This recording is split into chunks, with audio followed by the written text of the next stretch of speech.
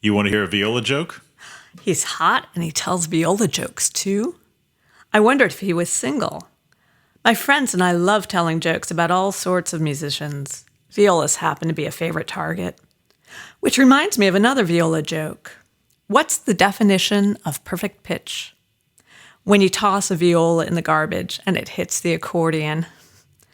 I know nearly as many jokes about trombonists as I do about violas.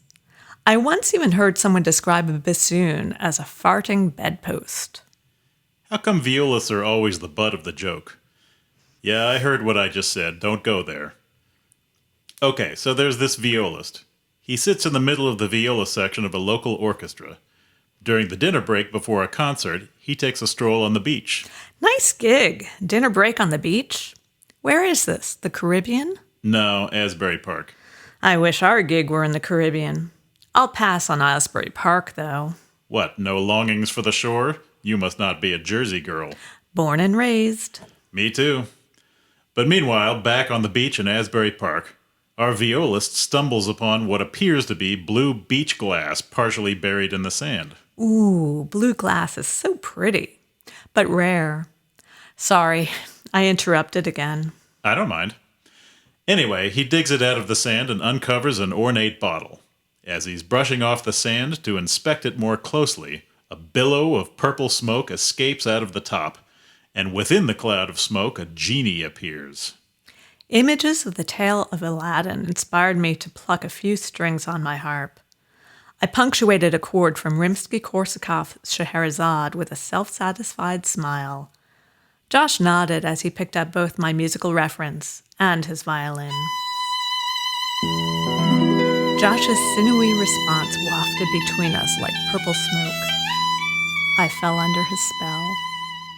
He paused, as if he too had been mesmerized by our musical interlude. Shaking off the sensation, he continued the story. So, the genie pops out, thanks the violist for releasing him from captivity, and grants him 3 wishes.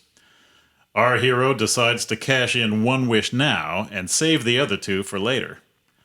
I wish I could be principal violist of my orchestra, he says to the genie. This would be a good place for some wish-granting music. Sweeping my fingers up and down all of the strings of the harp, I played a wave of glissandos. The effect was like the music you hear on a game show as the curtains part to reveal the prize. Nice. So anyway, our friend the violist enjoyed his new gig for a few years. But one day he felt his life was incomplete. He brought out the bottle and summoned the genie. Summoned the genie?